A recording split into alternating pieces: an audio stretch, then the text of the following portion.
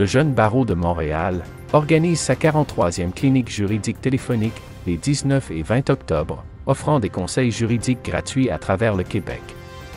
Comment ce service contribue-t-il à l'accès à la justice? Maître Marie Flambard, présidente, nous éclaire sur l'importance de cette initiative.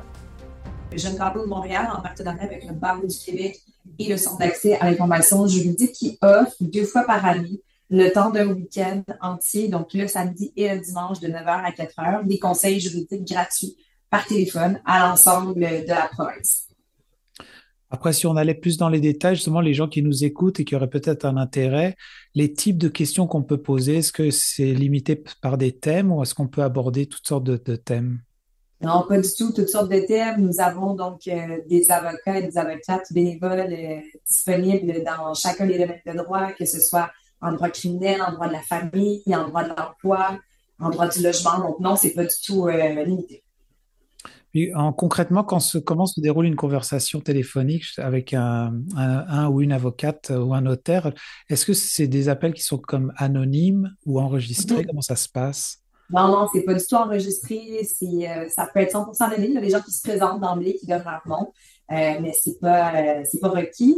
Et donc, on a environ une quinzaine de minutes avec chacune des personnes qui peut appeler parce que l'objectif est quand même de desservir aussi le maximum de gens au courant de la fin de semaine. Et donc, lorsqu'on appelle, on est redirigé directement vers un avocat par type de pratique. Par exemple, on appelle, je dis, écoutez, moi j'ai des questions en droit de la famille. Vous êtes redirigé, mis en attente pour parler à un avocat ou une avocate qui pratique en droit de la famille. Et donc, vous avez 15 minutes pour vous entretenir avec cette personne-là et pour pouvoir poser vos questions. Oui, parce que je voyais sur votre document justement que l'année dernière, il y avait comme près de 1200 appels quand même qui avaient été reçus. Est-ce qu'il y a j'imagine qu'il y a des défis logistiques pour gérer un tel nombre de volumes importants? Comment ça se passe sur le terrain? Mais c'est-à-dire que parfois, il peut y avoir quand même de l'attente pour pouvoir finalement parler à un avocat ou une avocate. Mais soyez assurés que si vous appelez entre 9h et 4h, il y a quelqu'un qui va vous répondre. Et quitte à ce que ça soit, par exemple, si c'est vraiment à la dernière minute, les dernières journées, que ça soit fait plus tard dans la semaine. Donc, on va prendre en note les coordonnées de la personne pour pouvoir la rappeler et s'assurer que tout le monde a eu réponse à ces questions. Et pour que ça puisse fonctionner comme ça, un événement d'une telle envergure, j'imagine qu'il y a des partenariats, il y a des gens qui font du bénévolat là-dedans. Comment ça marche? En fait, tout est sur une base bénévole. Donc, tous les gens qui participent sont des avocats et des avocates qui font ça gratuitement. Donc, ils choisissent de redonner de leur temps pendant une fin de semaine. Et oui, effectivement, vous avez raison de dire qu'on a besoin effectivement de partenaires pour nous prêter des locaux, pour arranger les téléphones, pour pouvoir aussi nourrir ces gens-là qui vont être là presque pour toute la journée. Et donc, comme je disais d'entrée de jeu, là, nous sommes épaulés par le Centre d'accès à l'information juridique, le CAEJ, et le Barreau du Québec. Alors, pour ceux qui nous écoutent et qui peut-être hésiteraient peut-être à appeler ou comment est-ce qu'on formulerait, est-ce qu'il y a besoin de se préparer, j'imagine, d'avance, parce que je comprends qu'il y a une quinzaine de minutes qui est consacrée par personne. C'est quoi les conseils que vous donneriez pour maximiser justement l'efficacité d'une consultation téléphonique?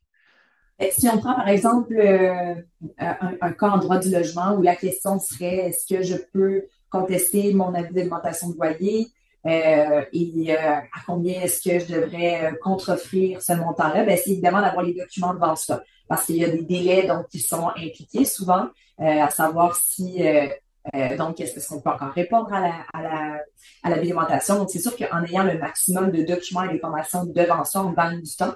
Et pour nous, ça nous aide grandement aussi dans l'appréciation et l'analyse de la situation. Parfait. Alors, donc, on rappelle la gratuité de l'événement et ça se déroule donc le 19 et 20 octobre prochain. Est-ce qu'il y a des horaires définis dans cette journée-là? Oui, de 9h à 16h, les 2 jours. Et donc, comme je vous disais, il faut absolument appeler à l'intérieur de cette plage horaire-là pour s'assurer d'avoir un retour d'appel et d'avoir une réponse. Vous écoutez votre reflet d'ici. Revoyez tous nos reportages sur notre site Internet. Les jardins fleuris de Cap d'Espoir et Pabeau, l'endroit idéal pour découvrir l'univers des fleurs et du potager. Engrais de toutes sortes disponibles, contenant et tout le nécessaire pour réussir sa récolte ou son aménagement paysager. Découvrez notre nouveau site internet, lesjardinfleuris.ca, et visitez notre page Facebook pour connaître nos heures et jours d'ouverture. La qualité, la variété, les conseils judicieux, c'est au 1416 route 132 Cap-d'Espoir et au 14 route Hamilton-Pabot que vous trouverez satisfaction.